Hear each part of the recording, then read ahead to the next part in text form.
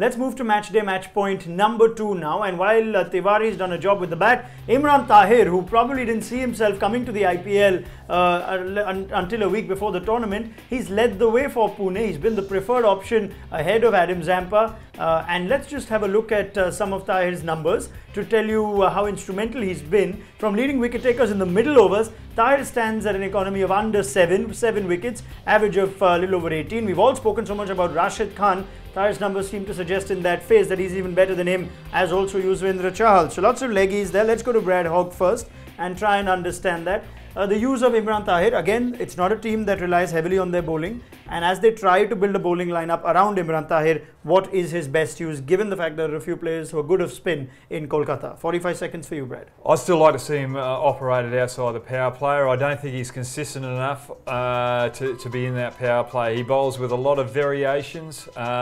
He's not a very patient bowler, so if it's turning massively, he just won't stick bowling leg spinners away from the right-hander. He just wants to utilise all the tricks in his artery. So to me, he's best suited when the ball's a little bit older, the wicket's a little bit tackier, and he can get more off that wicket, and he can do the damage in that middle period. You want your quicks, your likes of Christian, Taka, Udit Cat, get a couple of breakthroughs in that power play area, then Tahir come in, get through that middle order, put the pressure on KKR. Okay. My God, perfectly on cue with that 45-second buzzer. Brilliant, Brad Hogg. Akash Chopra, where does Steve Smith use Imran Tahir? If we look at the entire tournament so far, he's been inclined to use him occasionally in the 17th over, more often than he's used him in the power play. Just 3 overs in the power play. I don't know if that surprises you or not.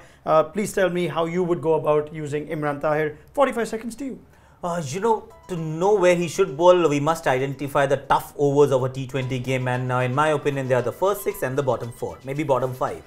So if Tahir is your best bowler, then he should be bowling at least 1, maybe 2 on days in the first 6, and then maybe a 17th over and 1 over in the middle where he comes as a partnership breaker. But if he is bowling only in the middle overs, then I think you're not doing justice to his quality, the caliber, the pedigree that we talk about. I personally feel that Tahir should be, because they don't even have quality fast bowlers to bowl in the power play or the death. I'm not saying bowl him the 20th, but you must bowl him in the power play overs and use him as an attacking option and not as a defensive one.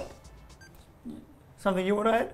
No, I'm just glad that we disagree. There's vital points in both aspects there. He's your main weapon, and you just hope that that the opening bowlers can get him on the back foot. Leggies generally are best suited in that middle order where they can really turn the game in the favour of the bowling team. So I think he's more dangerous in the middle. And personally, the only issue, if I were to add something, Badri bowls obviously great with the new ball. And RPS happens to be, I think, the only team that has used spinners the least in the first 6 overs, barring that exception of Washington Sundar lately.